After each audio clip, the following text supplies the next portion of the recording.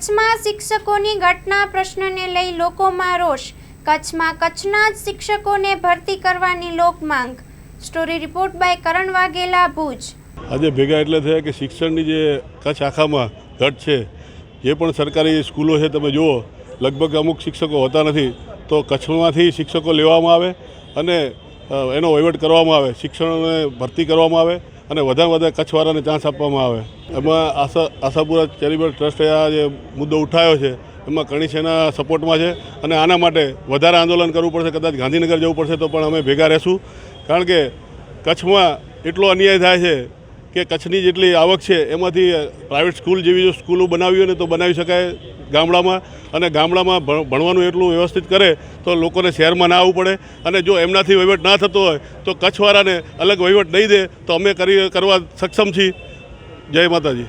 આજ રોજ આશાપુરા ચેરિટેબલ ટ્રસ્ટના અંતર્ગત સોશિયલ મીડિયા અને ગયા વખતે પ્રેસ કોન્ફરન્સ કરી અને કચ્છની અંદર જે શિક્ષણની ઘટ છે એના ઉજાગર કરવા માટે આશાપુરા ચેરિટેબલ ટ્રસ્ટ મુન્દ્રાની અંદર આપ જોયું ઘણી શાળાઓની અંદર બાળકો પણ વિરોધ કરી રહ્યા છે. આમ જોઈએ કચ્છની અંદર શિક્ષકો તો છે જ નહીં, કહેવાને કે સાવ 4700 શિક્ષકો જોઈએ, 15,000 જોઈએ, એનામાં 4700 છે. તો અત્યારે શાળાઓમાં ઘણી બદલીના કારણે શિક્ષકો બહાર તો જતા રહે, સામે કોઈ શિક્ષક નથી.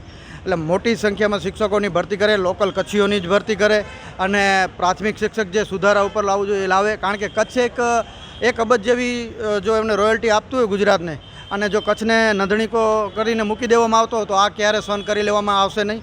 આશાપુરા ચેરિટેબલ ટ્રસ્ટ, સરપંચો, એસએમસીઓ, તમામ સંગઠનો તેમજ અમુક રાજકીય પક્ષો પણ સાથે સમર્થનમાં છે. અને આ લડત અમે અત્યારે કચ્છથી ઉપાડી અને જો જરૂર પડશે ગાંધીનગર, દિલ્હી સુધી લઈ જવી પડશે તો લઈ જશું. અને ભવિષ્યમાં પણ જો જરૂર પડશે તો કચ્છ મહારાવશ્રીનો જે એક મિશન હતો કે અલગ કચ્છ રાજ્ય, તો અમે અલગ કચ્છ રાજ્ય માટેની પણ પહેલ કરવી પડશે તો કરશું. હું ગજેન્દ્રસિંહ જાડેજા, પ્રમુખ આશાપુરા ચેરિટેબલ ટ્રસ્ટ. કચ્છની અંદર વર્ષોથી શિક્ષકોની ઘટ ચાલી આવી રહી છે.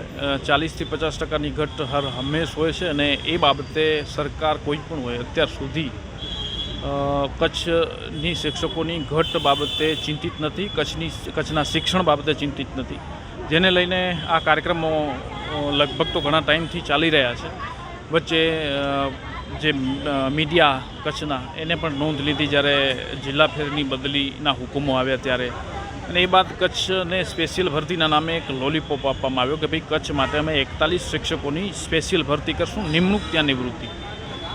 ગુજરાતની સામાન્ય ભરતી અન્ય 32 જિલ્લાઓની જાહેર કરી દેવામાં આવી. એમાં કચ્છને ઘટ 0-0 દેખાડીને એ ભરતી પ્રક્રિયા પૂર્ણ થઈ ગઈ 1 થી 5ની, અને ત્યાં ક્યાંક નિમણૂકો પણ આપી દેવાની શરૂ થઈ ગઈ. એ બાદ સ્ટેની કંઈક કોર્ટમાંથી મળ્યો છે ત્યાં, પણ કચ્છને સાઈડમાં મૂકી દેવામાં આવ્યો. અને અન્ય જિલ્લાઓની કમ્પેરિઝન આપણે કરવા જોઈએ તો 33 જિલ્લાઓમાંથી 32 જિલ્લાઓમાં 13,500 શિક્ષકોની ભરતીની જાહેરાત અને કચ્છમાં 4100 શિક્ષકોની જાહેરાત. તો અન્ય જિલ્લાઓની સરખામણી આપણે જોઈ શકીએ કે કચ્છમાં કેટલી મોટી આ ઘટ છે.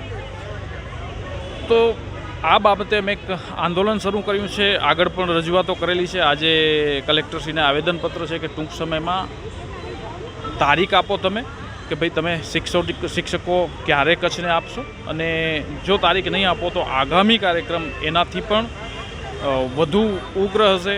ગામના વિદ્યાર્થીઓ બારે આવીને બોલી રહ્યા છે કે ભાઈ અમે શિક્ષક આપો, ભણવા માગીએ છીએ. એવા પણ કાર્યક્રમો અમારા આહવાનને પગલે ચાલી રહ્યા છે, એ પણ યથાવત ચાલુ રહેશે. સાથે સાથે 15 ઓગસ્ટના કોઈક અન્ય પણ સારો એવો કાર્યક્રમ આપવાની અમે વિચારી રહ્યા છીએ કે ભાઈ જો 15 દિવસની અંદર જાહેરાત નથી કરતા તો સરકારના કાન ખોલવા માટેનો આ એક અમારો પ્રયત્ન હશે ને આ લડત સતત ચાલુ રહેશે.